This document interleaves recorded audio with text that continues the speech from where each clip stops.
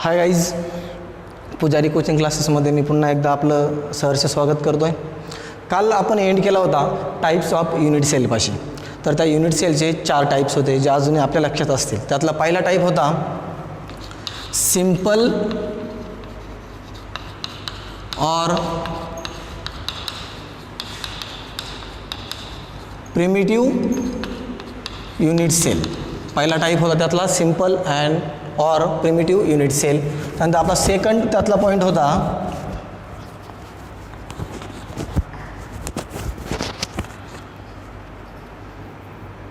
Body centre cubic unit cell.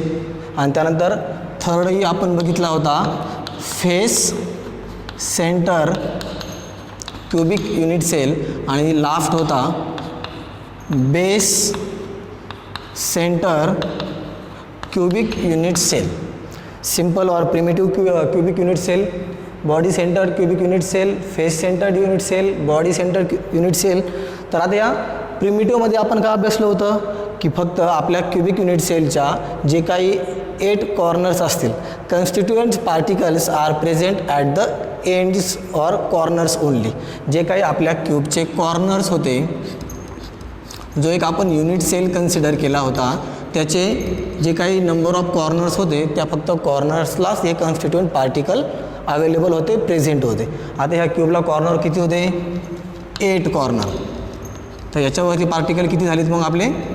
8 particle झाले होते. In case of primitive or simple unit cell, constituent particles are present at the corners only. फक्त त्याचे जे corners आहेत त्याच्यावरतीच ते कन्स्टिट्युएंट particle available होते. कन्स्टिट्युएंट particle म्हणजे जे या युनिट सेलचा भाग आहे, ज्यांनी हा युनिट सेल बनवला आहे असे पार्टिकल. ठीक आहे, या मॉलिक्यूलऐवजी आपण या चॅप्टरमध्ये याला पार्टिकल हा वर्ड यूज करतो. त्यानंतर आपण बघितलं बॉडी सेंटर्ड युनिट सेल. आता बॉडी सेंटर्ड युनिट सेलमध्ये काय होतं? Constituent particle are present at corners and one constituent particle is present at inside the body. आता इनसाइड द बॉडी म्हणजे कसं? जर आपण सेम क्यूब परत एक युनिट सेल ड्रॉ केला,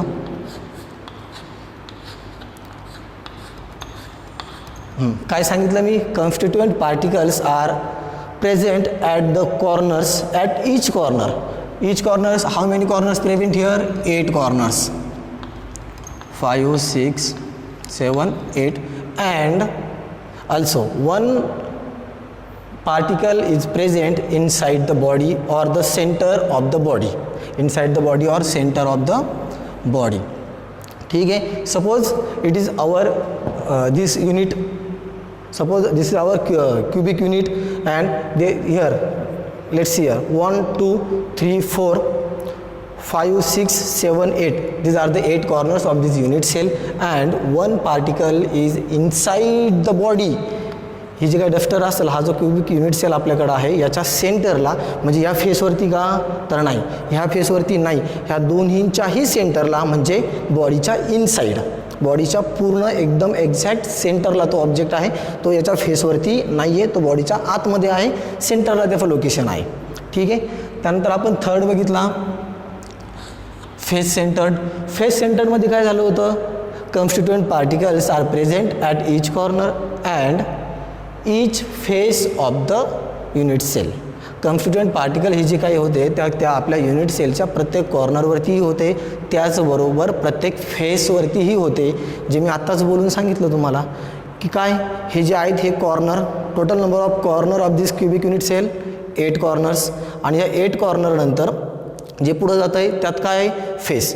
1, 2, 3, 4, 5 आणि 6 अशा पद्धतीनं याला 6 फेसेस ही आहेत. आता हे फेसेस कसे आपण ऑब्झर्व करणार इथं? तर मग जर आपण एक युनिट सेल ड्रॉ केला,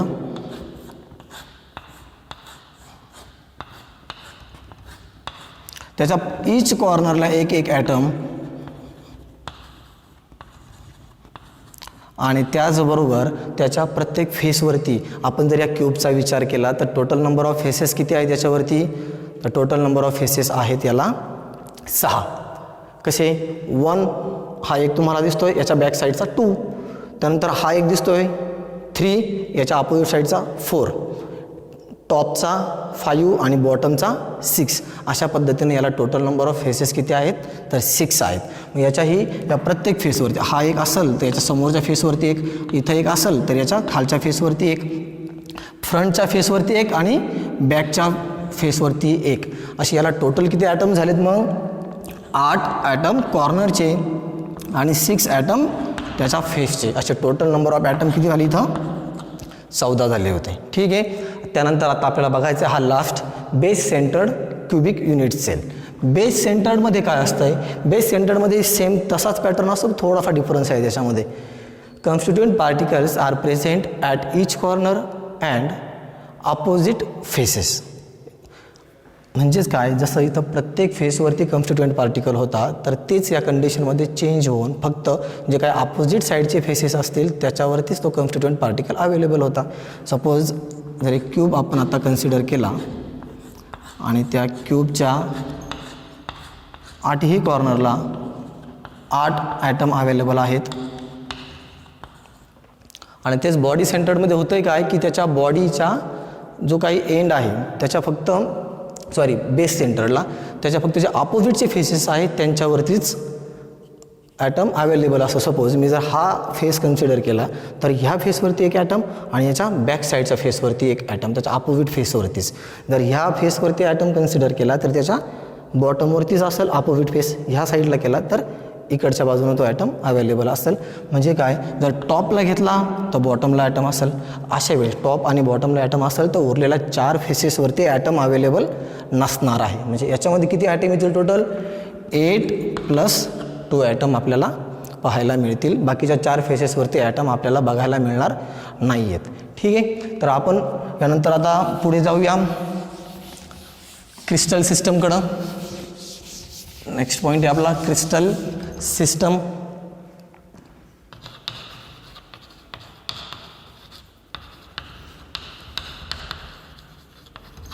आता या क्रिस्टल सिस्टममध्ये काय घडतं आहे, या क्रिस्टल सिस्टममध्ये there are number of ways by which there are number of ways of possible ways of lattice. How many possible ways of lattice? Then the answer will be 14, and it is mathematically proved, not theoretically. It is mathematically proved that the number of crystal systems are 14, and this 14 lattice structure is also called as Bravais lattice,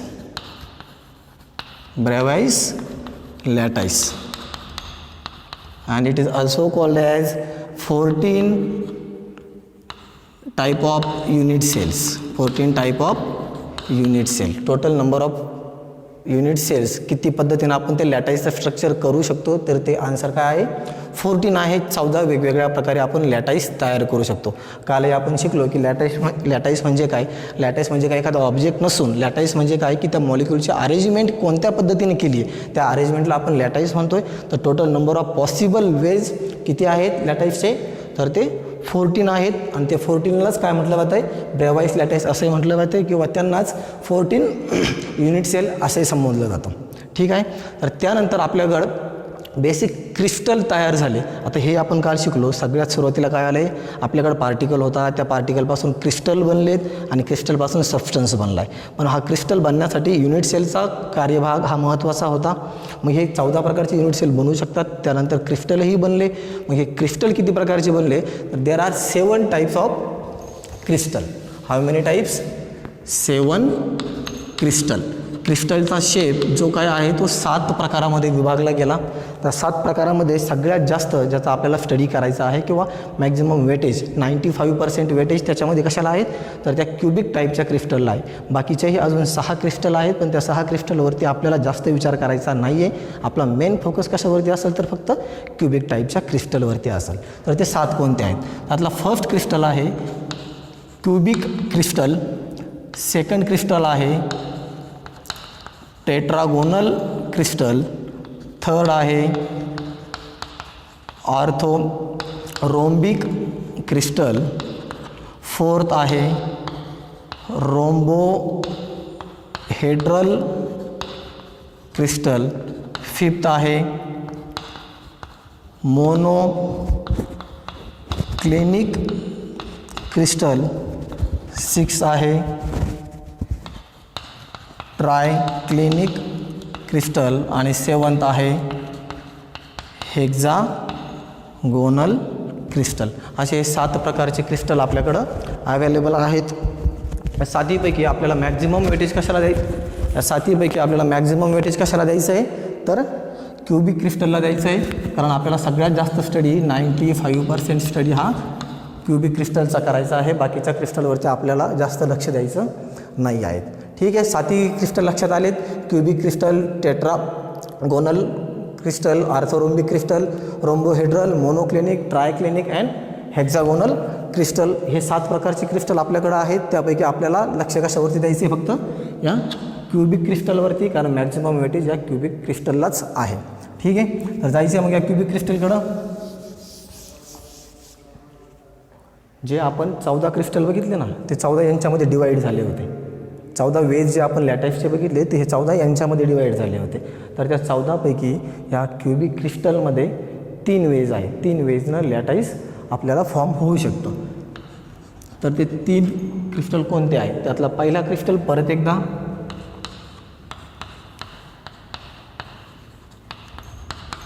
primitive or simple unit sale और crystal. Second आहे body centred. Third आहे face centred.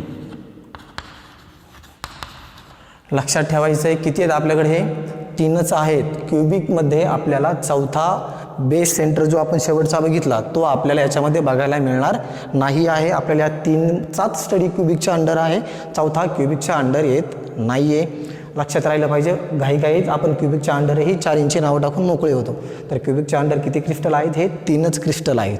ठीक आहे, आता ह्या 3 क्रिस्टलबद्दल आपल्याला डिटेलमध्ये study करायचं आहे. पहिल्यापासून आपण स्टार्ट करूया प्रिमिटिव्हपासून. Primitive or simple cubic unit सेलपासून आपण स्टार्ट करूया. ठीक आहे, जे आपण आत्तापर्यंत अभ्यासलं की या युनिट सेलमध्ये काय असायचं, atoms are present at corners only. Simple किंवा प्रिमिटिव्हमध्ये काय असायचं, ॲटम हे कशावरती प्रेझेंट होते, फक्त कॉर्नरवरती प्रेझेंट होते. म्हणजे total number of atom, total number of particles किती झालेत आपले, टोटल नंबर ऑफ पार्टिकल किती झालेत, तर आपण घाईघाईत आन्सर देऊन मोकळे होणार. Number of particles 1 2 3 4 5 6 7 8. Number of particles 8 and answer is wrong. या क्युबिक युनिट सेलमध्ये नंबर ऑफ पार्टिकल 8 नाही आहेत. हेच फक्त आत्ता मला तुम्हाला समजावून सांगायचं आहे. कारण घाईघाईत आपण फक्त हे मोजतो आणि हे 8 भरतात, आपण ते 8 लिहून टाकतो, पण याचा आन्सर 8 नाही आहेत. याच्यामध्ये ॲटम किती आहेत, त्याच्यामध्ये पार्टिकल किती आहेत, तर 8 हे निश्चितच नाही आहेत. तर ते आपण कसे मेजर करणार. ठीक आहे, आता आपण याचा हा एक 3D युनिट सेल आहे, आपण याचा 2D युनिट सेल पाहूया. जर याला समोरून पाहिलं तर हा कसा तयार होईल. अशा पद्धतीने हा एक युनिट सेल तयार झाला आहे. आणि हा युनिट सेल तयार झाल्यानंतर आपल्याला काय आढळणार आहे, याच्या ह्या कॉर्नरला एक ॲटम, ह्या कॉर्नरला एक ॲटम, ह्या कॉर्नरला एक ॲटम, ह्या कॉर्नरला एक ॲटम. हे झाले पुढच्या बाजूचे आपले 4 ॲटम आपल्याला जे दिसत आहेत. आता बरं बारकाईनं बघा, हा जो ॲटम आहे हा पूर्ण ॲटम याच युनिट सेलचा भाग आहे का, तर नाही. या युनिट सेलमध्ये म्हणजे हा जो रेक्टँगल किंवा स्क्वेअर जो तुम्हाला दिसतोय, ह्या युनिट सेलचा किती पोर्शन त्या ॲटममध्ये आहे, तर फक्त आन्सर काय येईल, एवढाच पोर्शन. एक क्वाड्रंट फक्त त्याच्यामध्ये येतोय, बाकीचा कुठलाही भाग त्याच्यामध्ये आलेला नाही आहे. हे आपण विसरून जातो. ठीक आहे, लक्षात येतं आहे का. हा जो उरलेला पोर्शन आहे, हा उरलेला हा इथून इथपर्यंतचा हा आपल्या युनिट सेलमध्ये आलाच नाही आहे ॲटमचा. म्हणजे हा ॲटम आपला आहे का, पूर्ण नाही, एवढाच 1 क्वाड्रंटच भाग आहे. ठीक आहे, आता एक बेस्ट एक्झाम्पल. जर आपण 4 सपोज हा एक आपला युनिट सेल आहे, काय आपला हा एक युनिट सेल. आता हा युनिट सेलचा आपण फक्त हा एक कॉर्नर चेक करूया. कोणता, जिथं व्हाईट लावलं आहे इथे कॉर्नर चेक करूया. आणि मग आता ह्या असा सेम क्युबिक युनिट सेल याच्या शेजारीच काय असणार आहे, एक दुसराही युनिट सेल असणार आहे. याच्याच शेजारी इथं खालच्या बाजूला एक तिसरा युनिट सेल असणार आहे. आणि याच्याच अजूनही इथं शेजारी असा एक युनिट सेल असणार आहे. आणि हा जो ॲटम ज्याला आपण म्हणतोय तो कसा आहे, ह्या पद्धतीनं आहे. मग आता ह्या ॲटमचा एका युनिट सेलमध्ये किती भाग आला आहे, 1/4 भाग येतो आहे फक्त. आता हे झाले आपलं बेसचं. आणि ऑलरेडी आपण शिकलो आहे की आपला क्रिस्टल कोणत्या फॉर्ममध्ये असतो, तर क्रिस्टल हा ऑलवेज आपला 3Dच्या फॉर्ममध्ये असतो. आणि जर क्रिस्टल 3Dच्या फॉर्ममध्ये असेल तर हे जे चार आपण बघितले, ह्या चारहींच्याही वरच्या बाजूला आपल्याला लास्टली अजून 4 क्रिस्टल आपल्याकडे बसणार आहेत. मग हे 4 + 4 टोटल किती झालेत, 8 झालेत. 4 + 4 किती झालेत, 8. म्हणजे आपला एक जो ॲटम आहे तो ॲटम किती युनिट सेलमध्ये डिवाईड होऊन गेला आहे, तर 8 युनिट सेलमध्ये डिवाईड होऊन गेला आहे. हा जो एक ॲटम आहे, हा प्रत्येकी 8 युनिट सेलमध्ये डिवाईड होऊन गेला आहे. जर एक भाकर 2 जणांना खायला दिली, जर खायला दिली तर प्रत्येकाला किती मिळेल, 1/2. तीच एक भाकर 4 जणांना खायला दिली तर त्यातून प्रत्येकाला किती मिळेल, 1/4. पण जे आत्ता आपण अभ्यासलं की एकच ॲटम किती युनिट सेलमध्ये कंबाईन होता, तर 8. तर मग ह्या एका ॲटमचा किती भाग या युनिट सेलमध्ये होता शिल्लक, तर त्याचा आन्सर काय येईल, 1/8. त्याचा आन्सर काय येईल, 1/8. एकच भाकर जर आपण 8 जणांमध्ये खायला दिली तर एका माणसाला त्याचा किती भाग मिळणार आहे, 1/8. सेम इथेही तेच झालं. एक मॉलिक्यूल 7 जणांबरोबर कंबाईन करणार आहे, 8 युनिट सेलबरोबर कंबाईन करणार आहे. मग हे 8 बरोबर कंबाईन केलं तर याला इंडिव्हिज्युअल याला किती पार्ट मिळणार, त्याचा 1/8 पार्ट फक्त त्याच्यासाठी शिल्लक राहणार आहे. आता ह्या 1/8 पार्टचं आपण काय बनवणार मग, तर मग याच्यामध्ये ह्या पूर्ण युनिट सेलमध्ये 1/8 पार्ट ॲटम कुठं आहे, इथं आहे. 1/8 ॲटम इथं आहे. आता हा प्रत्येक ॲटम काय करणार आहे, 8 युनिट सेलबरोबर शेअरिंग करणार आहे. जसं आपण इलेक्ट्रॉनचं शेअरिंग शिकलो ना, जसं 2 इलेक्ट्रॉन असतात आणि इकडून एक इलेमेंट, या दोघांना काय अज्युम होतं की दोन्ही इलेक्ट्रॉन आपलेच आहेत, पण आहे का, याचा एकच आहे. सेम तेच इथंही घडते आपल्याला. तर काय, हा प्रत्येक इलेमेंट स्वतःचा ॲटम 8 जणांबरोबर शेअर करतो, स्वतः एक आणि अजून दुसरे 7. तर मग स्वतःला भाग किती उरला आहे, 1/8 पार्ट, 8चा एक भाग त्याला मिळतो आहे. तसंच मग इथंही तेच. आता हे टोटल किती आहेत, मग टोटल ॲटम किती आहेत, 8 आहे. सपोज जर कन्सिडर केलं याचा 1/8 प्लस याचा 1/8 प्लस याचा 1/8 प्लस याचा प्लस 1/8 प्लस 1/8 आणि लास्टला प्लस 1/8. आता ह्या सगळ्याची ॲडिशन किती भरणार आहे, तर आन्सर येणार आहे 1. मग ह्या आपल्या प्रिमिटिव्ह ऑर सिम्पल क्रिस्टलमध्ये, सिम्पल युनिट सेलमध्ये या सिम्पल युनिट सेलमध्ये किती ॲटम आहे, आन्सर 8 हे येणार नाही. तर आन्सर काय येणार आहे आपलं, 1. लक्षात आले कसं आलं आहे, कारण हा प्रत्येक जो आपला पार्टिकल आहे, पॉईंट आहे, हा शेजारच्या 7 युनिट सेलबरोबर कंबाईन आहे. म्हणजे हा ॲटम सगळा एकट्याचाच नाही आहे, हा कंबाईनमध्ये आहे, 8 जणांच्या कंबाईनमध्ये आहे. 8 जणांबरोबर कंबाईन झाला आहे, म्हणून याला एकट्याला किती मिळाले, 1/8. आपण असे करू शकतो, 1/8 एकाला मिळाला आहे, प्रत्येकाला 1/8च आहे. मग 1/8 into total number of corners, किती कॉर्नर्स आहेत टोटल, 1 2 3 4 5 6 7 8. म्हणून 1/8 into 8 and answer again will be equal to 1. 8 cancel, answer 1. Likely this in case of primitive or simple crystal or simple unit cell, number of atoms are 1 not 8. हे शेवटपर्यंत लक्षात ठेवायचं आता की आपल्याला 8 ॲटम नाही आहेत. ॲटम किती असतात, तर सिम्पल और प्रिमिटिव्ह युनिट सेलमध्ये एकच असतो. जर हे लक्षात आलं असेल तर जास्त सोपं जाईल. थोडासा विचार करूया आपण परत एकदा याच्यावरतीच, काही डाऊट असेल तर. जरी एक युनिट सेल परत काढूया.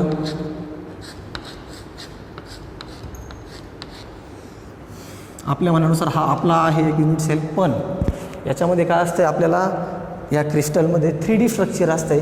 म्हणजेच याच्या शेजारी पण एक सेम क्यूब, याच्या वरतीही सेम क्यूब, याच्या खालीही सेम क्यूब, इकडेही क्यूब, त्याच्याही शेजारी, याच्या शेजारी, त्याच्याही शेजारी, याच्या वरती, त्याच्या शेजारी, याच्या बॅक साईडला, याच्या फ्रंट साईडला, असे number of crystal, number of unit cell add होत राहणार आहेत. आता मग थोडासा विचार करूया.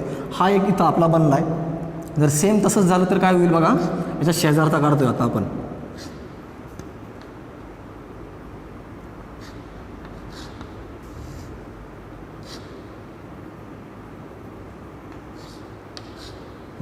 झाला अजून एक क्रिस्टल तयार इथं.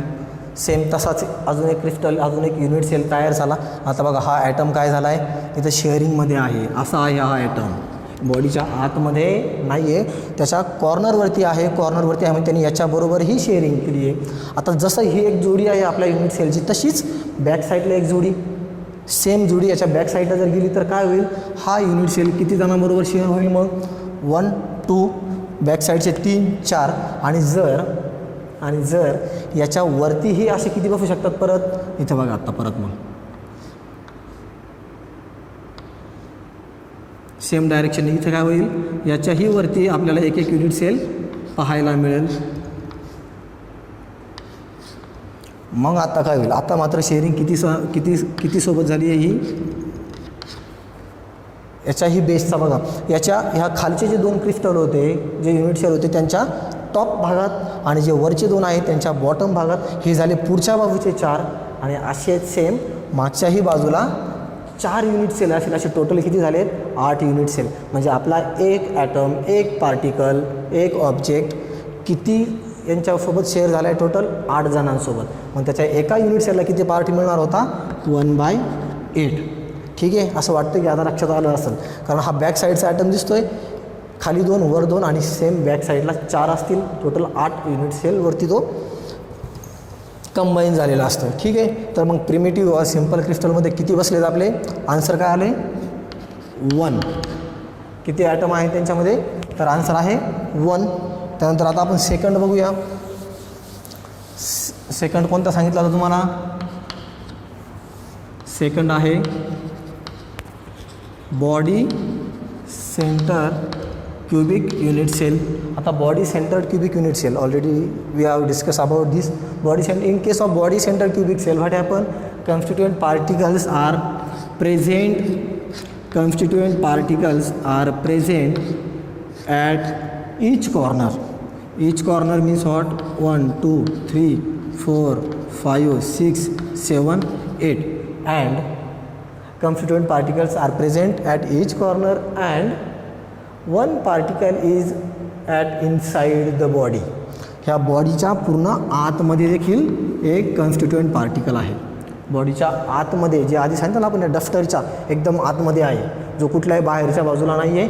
म्हणजे काय, बाहेरच्या बाजूला नाही आहे म्हणजे तो दुसरं कोणासोबतही शेअरिंग करू शकत नाही आहे. त्याचा तो जो काही एक ॲटम आहे, जो काही पार्टिकल आहे, मॉलिक्यूल आहे, तो त्याच्या एकट्याचाच आहे, त्याचे कोणासोबतही शेअरिंग झालेलं नाही आहे. म्हणजे ती एक भाकर त्याने एकट्यानेच खाल्लेली आहे, ती दुसरी कोणाला दिली नाही. ते एक ॲटम आहे तसाच शिल्लक राहणार.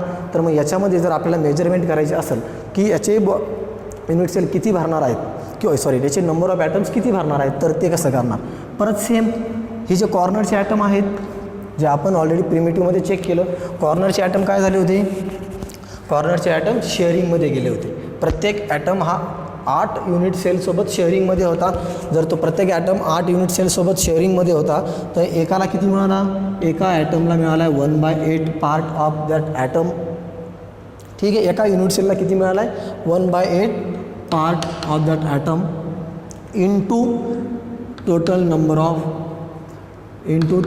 Of corners. किती आहे टोटल नंबर ऑफ कॉर्नर्स यहाँ पर अवेलेबल, 8 प्लस काय असेल, काही जणांच्या डोक्यात आलं असेल की प्लस काय यायला हवं आहे, plus total number of atoms inside the body. Inside the body किती ॲटम आहेत मग, 1. इनसाइड द बॉडी किती ॲटम आहे, हा एक ॲटम जो सांगितला ना तुम्हाला इनसाइड द बॉडी. ठीक आहे, आता याची ॲडिशन करून बघा मग किती येईल, 1/8 8 1 + 1 answer will B 2. Total number of atoms in one unit cell, how much, answer will be 2. राहील लक्षात. आता विसरायलाच नको आहे. प्रत्येक कॉर्नरचा किती ॲटम आहे, 1/8 into total number of corner म्हणजे सगळ्या कॉर्नरची जर ॲडिशन केली तर किती भरल 1 भरल आणि हा 1 जो बॉडीचा इनसाईड आहे असे म्हणून हे 2 ॲटम या बॉडी सेंटर्ड क्युबिक युनिट सेलच्या आतमध्ये आहे त्या युनिट सेलमध्ये ते आहेत. ठीक आहे. त्यानंतर थर्ड आहे, काय नाव सांगितलं होतं थर्डचं नाव काय होतं? Face center cubic unit cell. आता फेस सेंटर क्युबिक युनिट सेलबद्दल आपण काय शिकलो होतो? फेस सेंटरबद्दल काय शिकलो होतो आपण? जर आपण एक युनिट सेल ड्रॉ केला, constituent particles are present at each corner and constituent particles are also present on each face of the unit cell. Constituent particles are present at each corner and then constituent particles are present at each face 1 2 3 4 5 back साईडचा 6 back साईडचा 6. ठीक आहे.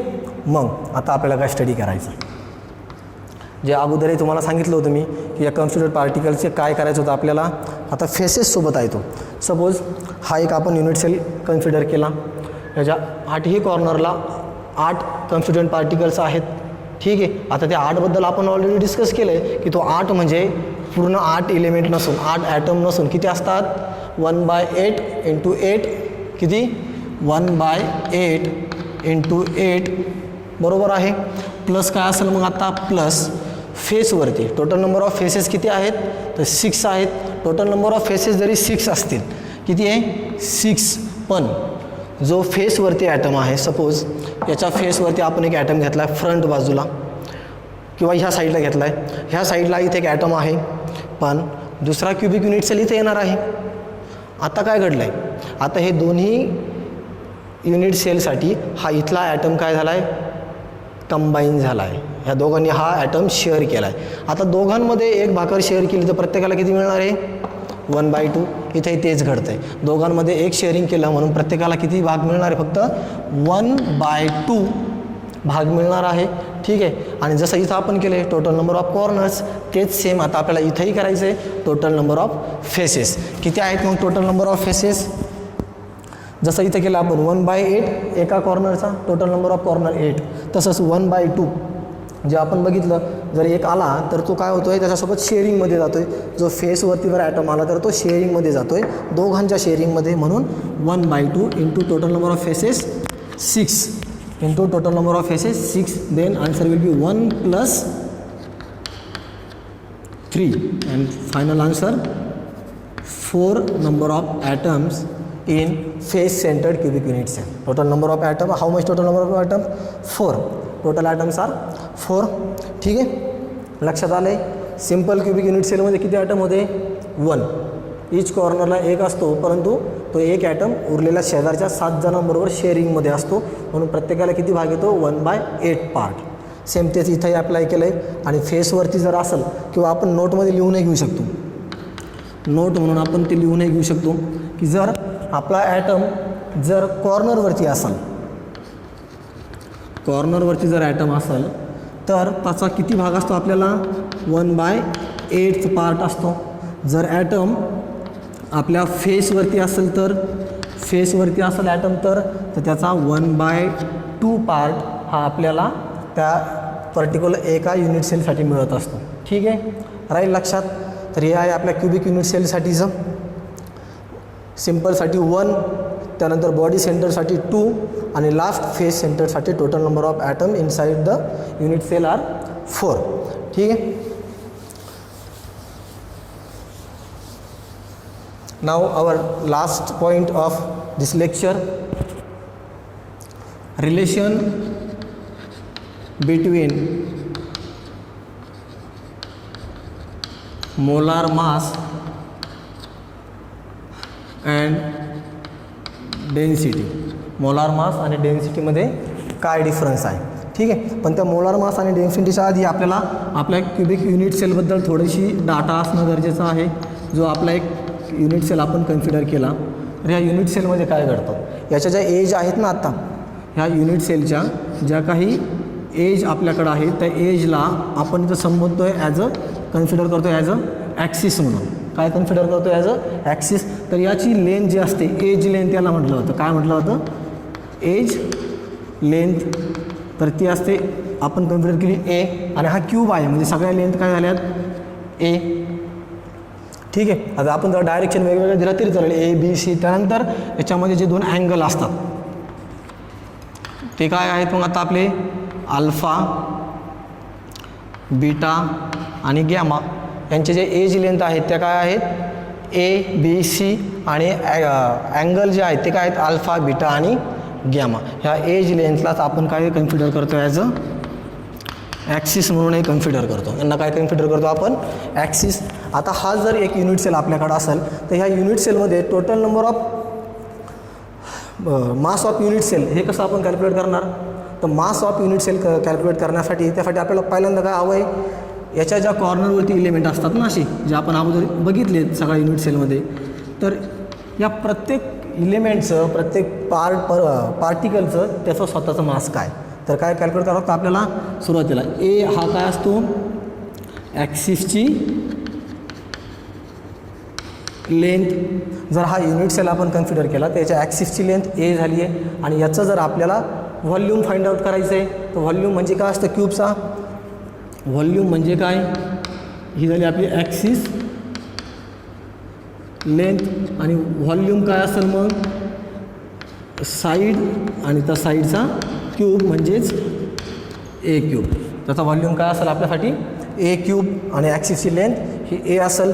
ठीक आहे. आणि total number of particle किती असतील मग जे काय असतील ते. ठीक आहे. मग जर आपण साठी घेतला, n number of particles in unit cell, number of particles in unit cell, आणि त्याचबरोबर आता आपल्याला लागेल तो mass of each particle in unit cell. Mass of each particle in unit cell. आता याची आपल्याला गरज पडणार मास आणि व्हॉल्यूमची. तर डेन्सिटीचा साठीचा फॉर्म्युला काय आपल्याकडं, जो आपण बऱ्याच वेळा डिस्कस केला की डेन्सिटी म्हणजे काय. डेन्सिटी ऑफ सबस्टन्स रोने आपण मेन्शन करतो. डेन्सिटी रो इक्वल टू डेन्सिटीचा फॉर्म्युला काय mass per unit volume. Mass per unit volume.